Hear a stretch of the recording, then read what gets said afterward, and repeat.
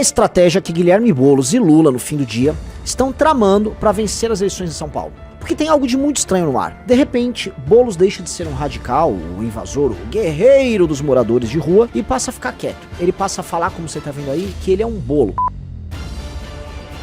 E é literalmente isso.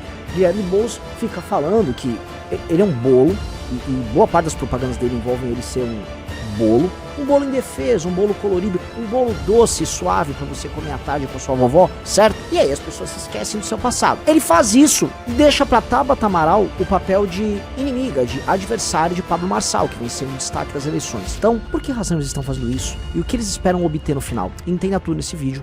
Roda a vinheta.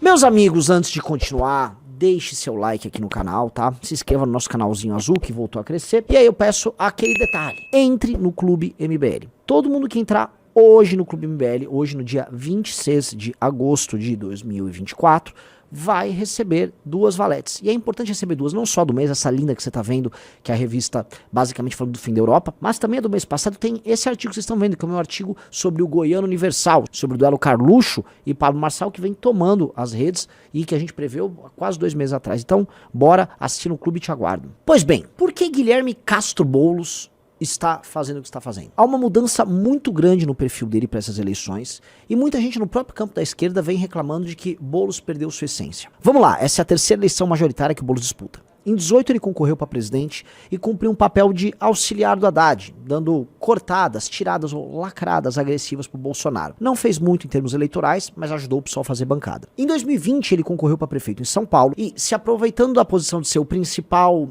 esquerdista aqui da cidade, ele derrota o PT, que então lançou o candidato que era o Gilmar Tato, e vai pro segundo turno para disputar contra o Bruno Covas. A campanha dele era uma campanha leve, digital, bem-humorada, muito ágil, e acho que essa era a sacada, uma campanha ágil, de cortes espertos, e isso ajudou ele a se solidificar com um público jovem, tanto que ele busca um eleitorado de periferia, sim, mas majoritariamente o eleitorado dele era jovem em lugares ricos de São Paulo. Ele se torna uma espécie de resposta de esquerda jovem, colorido, dinâmico, ao que a direita já fazia nas redes. Com base nisso, ele se torna deputado federal no ano de 2022, com uma votação expressiva, tá? Ou seja, ele é o deputado mais votado do estado de São Paulo, um estado que é em si conservador, um estado de direita, e aí ele se constrói para prefeito, tá? Então, qual a estratégia que ele passa a adotar aqui? Ele vai fazendo uma inflexão ao centro, e todo mundo já acompanhou isso. Boulos vai querendo eliminar a ideia de que ele é um ativista, de que ele basicamente participa de um movimento que faz invasões de propriedade, não só em São Paulo, mas em todo o Brasil. Invadindo sua casa aqui.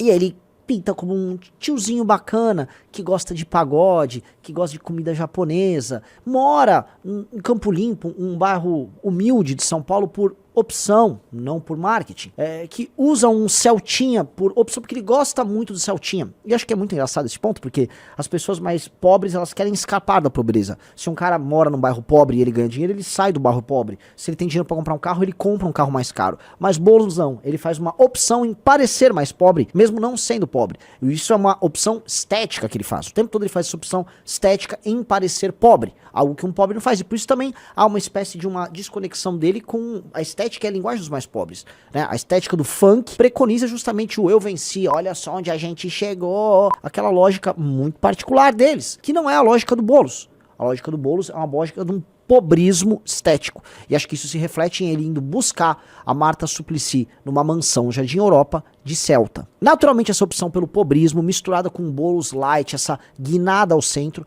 ela vem acompanhada de uma tentativa de não entrar em grandes disputas nas eleições. E para isso, a mudança na linguagem, no tipo de roupa que ele usa e até na forma de falar ficou claro. O Boulos de 2015, 2016 é muito diferente do Boulos de hoje. Só dá uma olhada na fala de um e na fala de outro. O único serviço público que funciona de verdade se chama Polícia Militar. E não é para dar segurança para os moradores da periferia. Fazer genocídio da juventude pobre, negra, que tem sido exterminada nesse país. país. O problema que nós temos na Guarda hoje é falta de efetivo. A Guarda Municipal de São Paulo hoje tem 7.060 agentes. Então, a nossa meta em programa de governo é ousada, é dobrar o efetivo da Guarda Civil Metropolitana. Isso é marketing puro.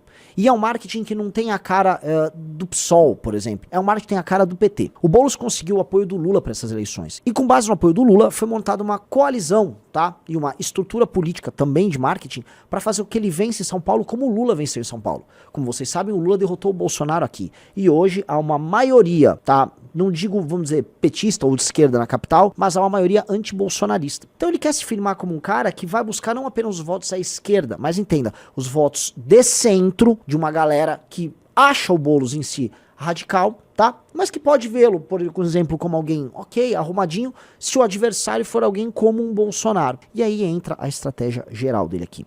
Aparentemente ele não vai comprar a grande briga com o Pablo Marçal, que vem sendo o candidato radical, porque, ele quer o Pablo Marçal no segundo turno, porque é justamente o cara que ele nas pesquisas consegue vencer no eventual segundo turno, e 2, porque o ato de brigar em si o desgasta e aumenta a rejeição dele, e é tudo aquilo que ele não quer. Veja, se o Boulos sabe que ele não vai ter na esquerda a maioria dos votos para vencer, e sim no centro, ou seja, ele vai ter que migrar para esse centro, tudo que esse centro quer ver é justamente um candidato que não pareça ser louco, ele não pode, dentro dessa lógica, arrumar as brigas que ele precisaria arrumar se ele quisesse só aparecer com o próprio Pablo Marçal. Só que isso vem atingindo diretamente o quê? Sua base, porque sua base quer que ele seja combativo. Esse meme que você tá vendo aí mostra, vamos dizer, uma inconformidade que muita gente na esquerda tem sobre o fato da Tabata, que é muito mais light na estética dela, tem que agride o Pablo Marçal com o Boulos. Tá aí o Boulos falando basicamente que ele é um bolo. E como eu falei no começo do vídeo, a campanha do Boulos consiste nisso. Ele fala que ele é um bolo, literalmente. E não é só uma vez. Veja só. Isso é meio de retardado, se for pensar. Uma campanha meio infantilizada, mas